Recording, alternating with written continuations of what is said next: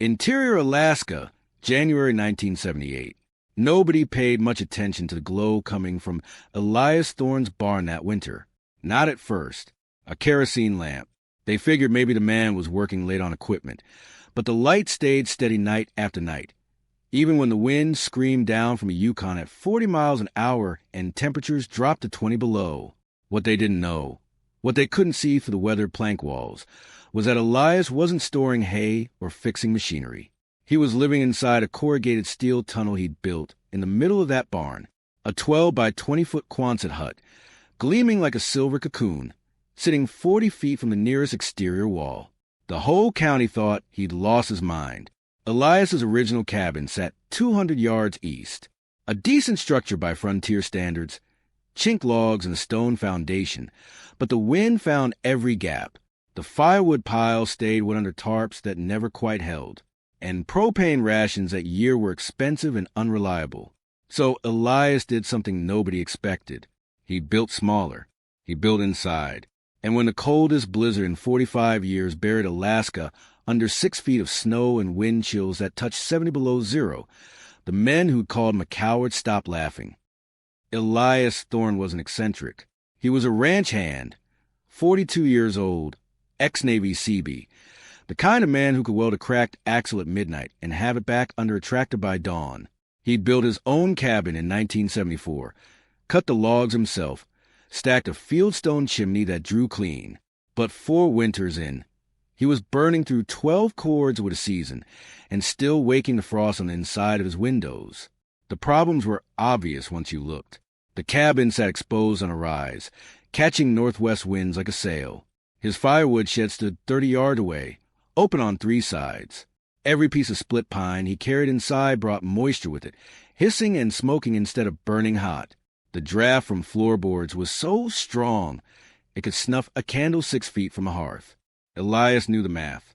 More would meant more cutting, more hauling, more time away from the livestock. And in January of 78, with propane prices doubled and delivery trucks stuck on impassable roads, burning inefficiently wasn't just uncomfortable. It was dangerous. He'd been thinking about insulation, about banking the foundation with earth, about building a vestibule. Then in November, he saw the Quonset. A neighbor 2 valleys over was tearing down an old equipment shed. Military surplus probably from the 50s. Corrugated steel arches, each 1/8 feet wide, bolted together into a tunnel. The kind of structure the Army used for everything from storage to field hospitals. Lightweight, portable, airtight when assembled right. Elias bought the whole thing for $60 and a case of beer. His plan was simple. Assemble it inside the barn. Not next to the barn. Not attached to the barn. Inside. The barn itself was 40 by 60 feet, built in the 1920s with hand-hewn beams and plank siding. It leaked light through 100 cracks, but the bones were solid. Elias cleared the center bay, swept the dirt floor flat, and started bolting arches together on a timber frame 12 feet wide, 20 feet long, 7 foot tall at the crown. A half-cylinder of ribbed steel that fit entirely within the barn's envelope with 20 feet of clearance on all sides. He insulated the Quonset floor with sawdust packed 8 inches deep, then laid planks over it. He cut a door in one end and installed a small barrel stove. Nothing fancy, just a vertical drum with a 6-inch stovepipe venting up and out to the barn roof. He built shelving along the inside walls, hung a kerosene lamp from the ridgeline, and then he moved in. The theory, if you could call it that, was layer protection. The Quonset shell stopped convection. The barn blocked wind. The air gap between them acted as a buffer zone, an accidental thermal envelope that would slow heat lost the way a thermos bottle works. But Elias didn't explain it that way. When his neighbor asked what he was doing, Elias just said he was tired of freezing. And that's when the ridicule started. Picture it. A silver tunnel, sitting in the middle of a cavernous barn surrounded by hay bales and old equipment, lit from within by the flicker of a single flame. It looked like a survival bunker. It looked like someone hiding from the world. It looked, to most people who saw it, completely insane. But the engineering, accidental or otherwise, was smarter than it appeared. The Quonset hut itself was an efficient shape. Corrugated steel reflects radiant heat back toward the source, and the arch form sheds wind naturally. The wind wasn't the issue here. What mattered was the shell's airtightness. With the door sealed and the stovepipe fitted snug, there were no drafts, no cold air creeping in at ankle height, no heat pouring out through gaps in the chinking. That alone would have improved things. But Elias's real advantage was the barn. 40 feet of open space in every direction. The barn walls took the brunt of the wind, rattling and creaking under every gust. But the Quonset sat in dead calm. No convection, no wind chill stripping heat from the steel. The air inside the barn stayed cold, maybe 10 or 15 degrees warmer than outside. But it was still air. And still air doesn't conduct heat nearly as fast as moving air. Then there was the wood. Elias stacked his firewood along the interior barn walls, protected from snow and rain. In that dry, ventilated space, even green cut would season fast. By mid-December, he had bone-dry fuel within arm's reach of the Quonset door. No more hauling wet logs through drifts. No more struggling to keep a fire alive with wood that steamed instead of burned. The barrel stove was small, maybe a quarter the size of the hearth in his old cabin, but it didn't need to be big.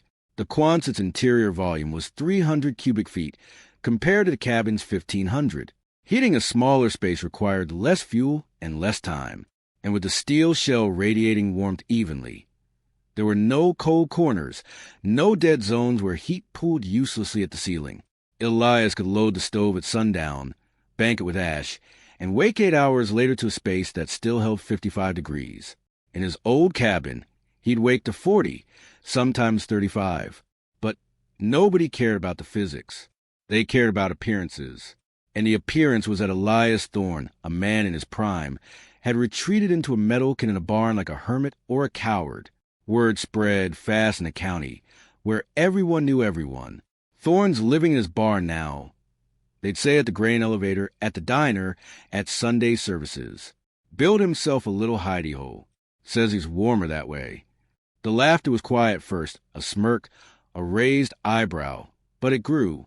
Marcus Vance, a carpenter with 30 years of experience and a reputation for building houses that lasted, saw Elias's setup in late November. He stood in a barn doorway, arms crossed, staring at the Quonset like it was an insult. "That's not a home," Marcus said. "That's a damn grain bin." Elias didn't argue. He just nodded and said it worked. "For now," Marcus replied. "Wait till that stove overheats the steel, and you can't touch the walls. Wait till condensation drips on you all night. Wait till the cold really comes." Others echoed the sentiment. A rancher named Silas Boone, a man who ran 500 head of cattle and prided himself on toughness, stopped by one afternoon and laughed out loud when he saw the interior. Sleeping bag on a cot, with stove glowing, shells nailed to the ribs of the Quonset, like it was a submarine. "Jesus, Elias," Silas said, shaking his head, "you're turning into a mole." At the post office, Elias overheard two men talking. One of them, a hired hand from a neighboring ranch, said, "Real men don't hide from winter. They face it." The other agreed. "My granddad built a sod house with a dirt floor and raised 6 kids. Elias has got a perfectly good cabin, and he's sleeping in a barn." Even Elias's sister, calling from Anchorage, expressed concern. "People are talking," she said. "They think you're struggling." Elias told her he was fine. Better than fine, actually warmer, using half the wood, sleeping through the night without waking to reload the fire. "Well," she said, "it sounds lonely." Maybe it was. But loneliness didn't freeze you to death. The judgment wasn't just about the structure. It was about what the structure represented. In a culture that valued self-sufficiency, endurance, and a certain brand of rugged masculinity, retreating into a smaller, stranger shelter felt like giving up, like admitting you couldn't handle what your neighbors handled. Elias didn't see it that way. He saw a problem and a solution. The problem was heat loss. The solution was reducing surface area, eliminating drafts and keeping fuel dry. But nobody asked him to explain. They just assumed he cracked under the pressure of a hard life and an unforgiving climate. By mid-December, Elias had stopped going into town unless he had to. Not because he was ashamed, he wasn't, but because he was tired defending a decision that, to him, needed no defense. He'd know soon enough if he was right. January 7th, 1978. The National Weather Service issued warnings across Alaska and the Yukon. A low-pressure system was dropping out of the Arctic, massive, slow-moving, loaded with moisture. Forecasters called it a bomb cyclone. Temperatures would plummet. Winds would exceed 50 miles an hour. Snow would fall for days. It wasn't hyperbole. By the morning of January 9th, the temperature in interior Alaska had fallen to 18 below zero. By noon, 28 below.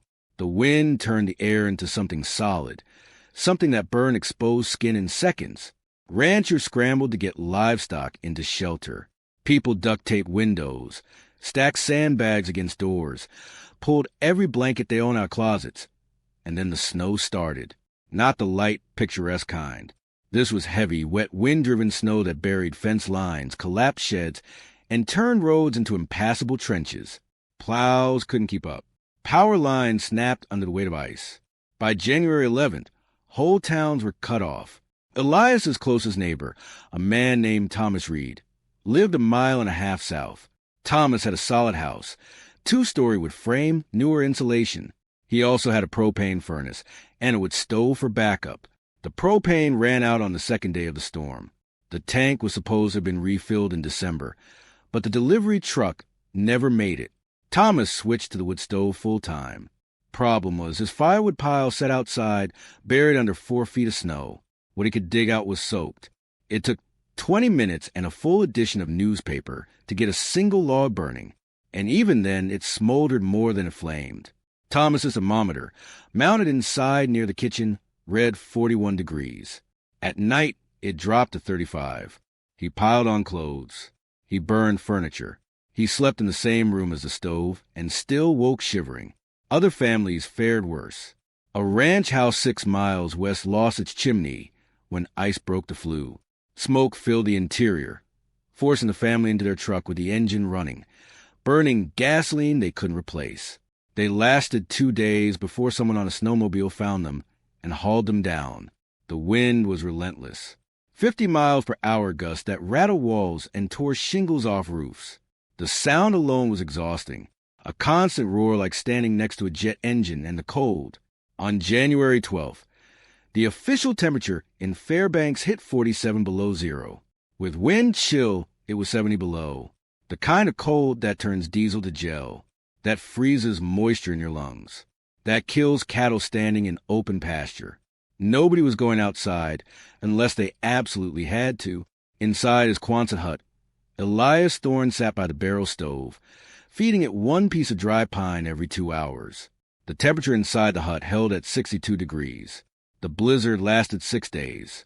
When it finally broke on January 15th, the sky cleared to a brutal crystalline blue, the kind of cold that makes the air itself visible. Frozen moisture hanging in shafts of sunlight, every breath a cloud. The temperature was still 31 below zero at noon. The landscape was unrecognizable. Drifts 10 feet high against buildings. Entire vehicles buried. Power lines down for miles. Roads wouldn't be passable for another week. Thomas Reed was the first to make it to Elias's place. Arriving on a snowmobile mid-afternoon, he expected to find Elias in rough shape, maybe holed up in the main cabin, maybe rationing the last of his firewood.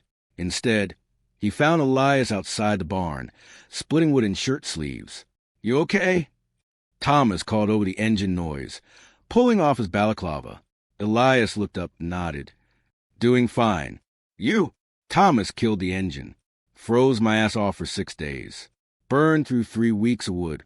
Almost ran out." He paused, studying Elias. "You serious? You were okay?" "Come see." Thomas followed Elias into the barn. The temperature inside was noticeably warmer than outside, maybe 5 to 10 degrees. Still cold, but the wind was gone. And in the center of that massive space at the Quonset hut, its steel surface reflecting the afternoon light coming through gaps in the barn siding. Elias opened the door. The wave of warmth hit Thomas like a physical thing. He stepped inside, blinking. A thermometer hung from one of the steel ribs. 68 degrees Fahrenheit. 68! "You're kidding me," Thomas said. Elias pointed to a small notebook on a makeshift table, a plank across 2 sawhorses. "Logged it every 4 hours. coldest it got in here was 55. That was the night of the 12th when it hit 47 below outside. Thomas picked up the notebook. The entries were meticulous. Date, time, interior temperature, exterior temperature were consumed.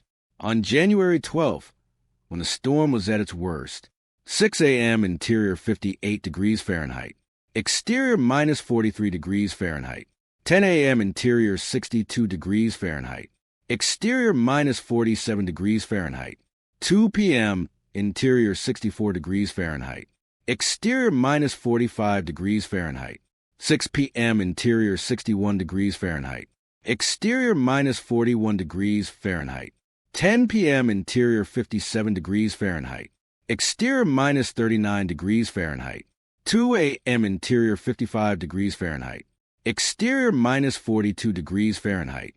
How much did you burn? Thomas asked. Elias flipped to a summary page. 112 pounds total. 6 days. That's about 18 to 19 pounds a day. Thomas stared at him.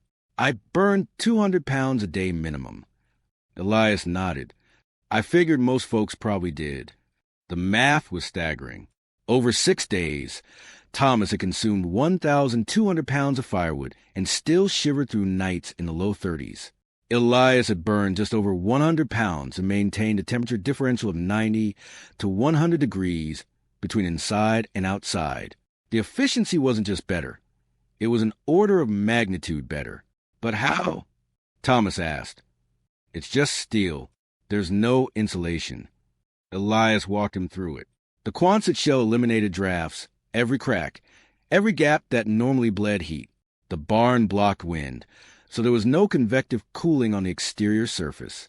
The air gap between the barn walls and the Quonset acted as a buffer, a dead zone that slowed conductive heat loss.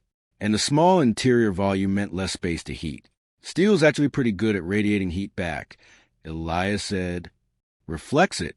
That barrel stove throws heat in all directions, and the walls just bounce it around instead of letting it escape. Thomas pointed at the stovepipe. What about up there? 6-inch pipe. Double-walled where it goes through the roof. Some heat loss, sure, but not much. Most of the heat stays low where I need it. Then there was the wood itself. Elias opened the Quonset door and gestured to the stacks lining the barn's interior walls. Dry, bone-dry, protected from snow, ventilated by the barn's natural airflow.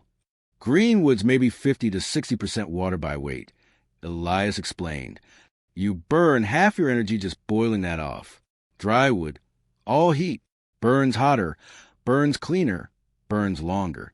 Thomas did the mental calculation. If Elias's was burning twice as efficiently due to dryness alone, and his structure was losing heat at a fraction of the rate, yeah, the numbers made sense. They made sense in a way that was almost embarrassing. Does Marcus know? Thomas asked, referring to Marcus Vance, the carpenter who'd called the Quonset a grain bin. Not yet. He's going to hate this. Elias smiled. Probably. By the end of January, word had spread. People started showing up. Neighbors, ranchers, even a county building inspector who had heard the story secondhand and didn't believe it. Elias let them all inside, showed them the notebook, explained the setup. Some apologized. Most stood there looking around, recalculating everything they thought they knew about staying warm. One detail stuck with everyone. On the worst night of the storm, when the wind chill outside hit 70 below and families huddled around dying fires, Elias Thorne had slept through the night in a t-shirt. No middle of the night reloading. No waking to frozen breath on the pillow. Just 8 hours of uninterrupted sleep in a space that never dropped below 55 degrees. Marcus Vance came by in early February. He didn't say much, just walked around the Quonset, tapped the steel with his knuckles, peered at the stove setup. Finally, he turned to Elias. You got lucky, Marcus said. Elias shrugged. Maybe. Still looks like a grain bin. Warm grain bin. Marcus almost smiled. Almost. Yeah, all right. It's warm. That was as close to an apology as Elias was going to get, and they both knew it. Spring came late in 1978. Snow lingered into April. But by the time the roads were fully clear and ranchers could move freely between properties, something had shifted in the valley. People weren't calling Elias a coward anymore. They were calling him smart. The first adaptation appeared in March. A rancher named Jacob Kale, who ran a small operation 15 miles south, had an old dairy barn he wasn't using. He'd lost a third of his firewood supply to moisture damage that winter and nearly frozen out his family in the process. Jacob didn't have a surplus Quonset hut, but he had steel roofing panels left over from a shed project. He built a 12 by 14-foot shelter inside the barn, framed it with 2x4s, sheathed it with the roofing panels, insulated the gaps with straw bales, added a small wood stove vented through a barn roof, and moved his family in for the tail end of winter. It worked. Not as efficiently as Elias's setup. The construction was cruder, the seals weren't as tight, but it worked well enough. Jacob's wife later told Elias they cut their consumption in half and slept warmer than they had all season. By summer, 3 more families had built variations of the concept. One used a pole barn with a framed interior core lined with sheet metal. Another repurposed an old grain bin, cutting a door and installing a chimney. A third simply insulated a corner of their existing barn and lived in that section through the following winter. None of them looked exactly like Elias's Quonset, but they all followed the same principle. Create a small airtight shelter inside a larger windbreak. Use the outer structure to kill convection. Store firewood in the buffer zone. Heat a smaller volume with dry fuel. The county extension agent, a man named David Aris, who advised farmers on everything from crop rotation to equipment maintenance, visited Elias in late May. He brought a notebook and a camera. "Mind if I document this?" David asked. "I want to write it up, share it with other districts." Elias agreed. David spent an afternoon measuring, photographing, interviewing. He published a bulletin that fall. Efficient cold weather shelter, lessons from a 1978 blizzard. It included diagrams of Elias's setup, temperature logs with consumption data, and notes on variations other families had built. The bulletin circulated through Alaska and the Yukon Territory. Some people dismissed it. Others filed it away as a curiosity. But a few, the ones living in marginal areas, the ones on tight budgets, the ones who nearly froze that winter, paid attention. By 1980, at least a dozen families within a 100-mile radius had adopted some version of the barn shelter concept. Some were seasonal, used only during the coldest months. Others became permanent. A homesteader near Anchorage built an entire off-grid compound around the idea, with a Quonset core inside a large pole barn, plus attached greenhouse spaces that captured solar heat during the day. Elias himself made a few refinements. He added a small window on the south-facing end for daylight, built a vestibule entry to reduce heat loss when opening the door, installed a rack above the stove for drying clothes and gear. By his third winter in the Quonset, he had the system dialed in so precisely that he could predict his weekly wood consumption to within 5 pounds. He never moved back to the main cabin. Eventually, he sold it to a young couple and stayed in the Quonset year-round. People stopped thinking it was strange. It became simply Elias's place. The ridicule, the judgment, the mockery faded into a kind of grudging respect. Not because Elias had proven everyone wrong in some dramatic confrontational way, but because when the crisis came, when the cold was real and the stakes were survival, his solution had worked. Quietly, efficiently, undeniably. And in a culture that valued results over rhetoric, that mattered more than pride. There's an old saying in the mountains, the weather doesn't care what you think is proper. Elias Thorne didn't set out to revolutionize cold weather living. He didn't have a manifesto or a theory. He just looked at a problem, heat loss, wasted fuel, brutal wind, and stripped it down to physics. Reduce volume, eliminate drafts, block convection, keep fuel dry. The Quonset hut inside the barn wasn't beautiful. It wasn't traditional. It didn't fit anyone's idea of what a real home should look like. But it kept a man alive and comfortable through a blizzard that killed livestock, collapsed buildings, and left families shivering in their own living rooms. What the skeptics missed, what Marcus Vance and Silas Boone and all the others missed, was that survival doesn't require suffering. Efficiency isn't weakness, and sometimes the smartest move is to build smaller, not bigger. Elias lived in that Quonset for another 18 years. He was still there in 1996 when a journalist from a regional magazine came to interview him about frontier ingenuity. By then, Elias was 60, and the story had taken on a life of its own, exaggerated in some retellings, simplified in others. The journalist asked if he'd do it again. Elias thought for a moment. "I'd skip the part where everyone called me crazy," he said. "But yeah, I'd do it again. Because when you're facing 47 below zero and the wind is trying to rip the walls off your house, you don't need approval. You need a plan that works." Elias had won, and that made all the difference.